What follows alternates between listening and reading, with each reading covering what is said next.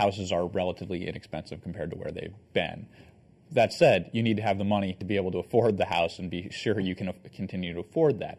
For people where that is true, this is a good time to buy. Unfortunately, that isn't the case for many, many workers because of unemployment or just fear of losing your job.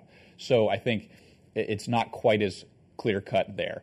And the other sort of point that was made in the piece was, you have to read the fine print. And I think that's especially true for sort of your Hispanic viewers, because one of the things about sort of subprime loans, they're about 2 or 3 times more likely to get into these kind of loans that weren't as good as the regular loans that most other people were getting as whites. So they're increasing, a lot of your viewers might really need to be reading the fine print here.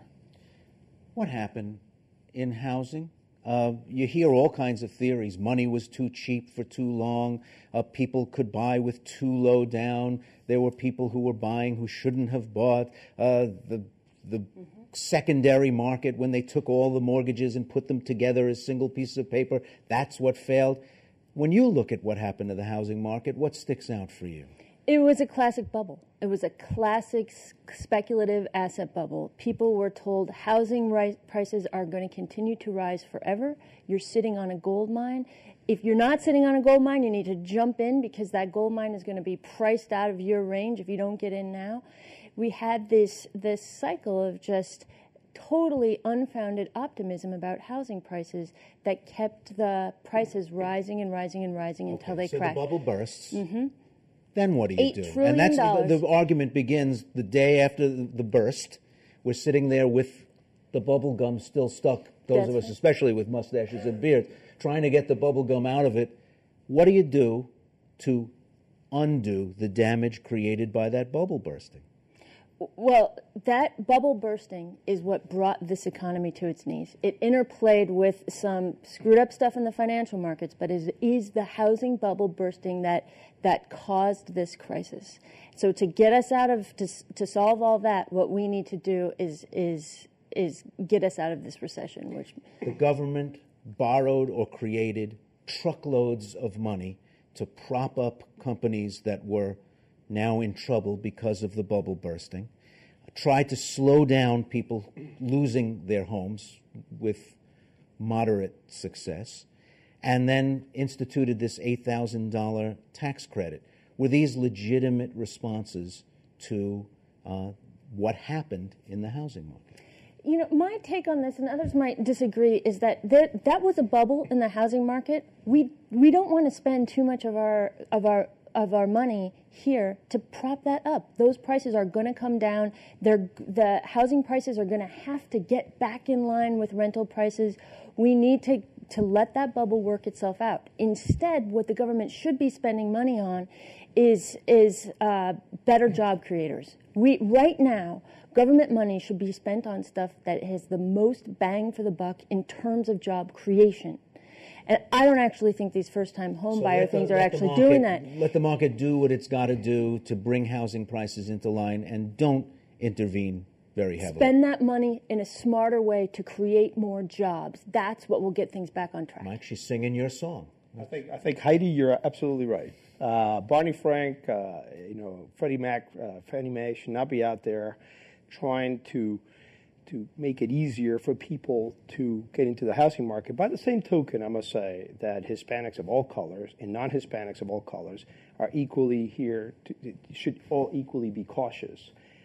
This is not just an issue. I mean, Hispanics are a lot of times first-time home buyers. But I mean, there's a lot, caveat emptor, as we said before. We are responsible for what we do. We have to take, my heart goes out to people who want to have the American dream and have a house, have a place they call their own.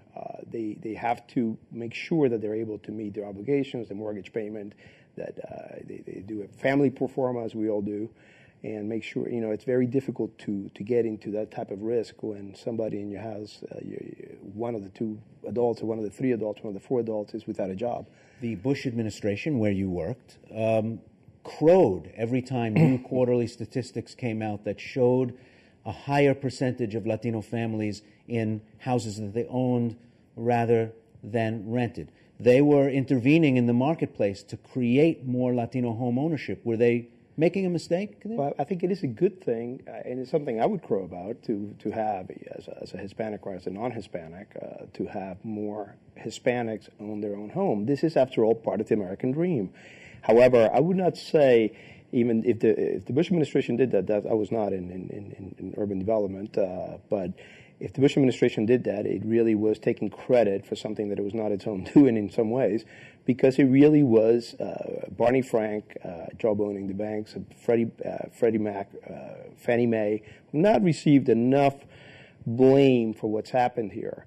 They were the ones who were really getting the banks to make loans that they plainly shouldn't have made. I mean, the banks should have really suffered more than they did here. They made a lot of loans that were bad. If there had been less intervention in the marketplace, David Madland, what would the damage have been? You know, part of the argument that we're in the United States right now is people who support the Obama administration say, oh yeah, it's bad, but what if we had done nothing? Oh, you would have seen how bad it would have really been. And that's a tough case to make because it didn't happen. You can't say that people should feel lucky about something that didn't happen. And it's hard to say we feel lucky when the economy is still not particularly good. You know, you're hitting on a very important point, and it's unclear exactly how bad things would have gone. But we had signs that they were really quite bad. Credit markets were frozen. No one would loan money. So that's basically the mother's milk of business. You need that to keep everything going. You also had the economy was tanking. It was declining about 6% a year.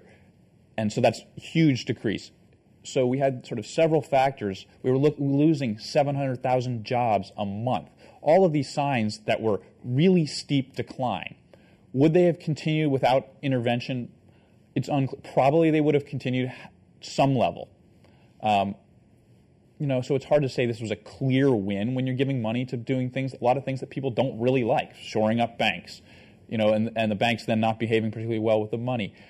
So I don't think it's unambiguous, but what is true is that the economy has stabilized in part due to those kind of dramatic interventions, and especially due to the much better stimulus plan.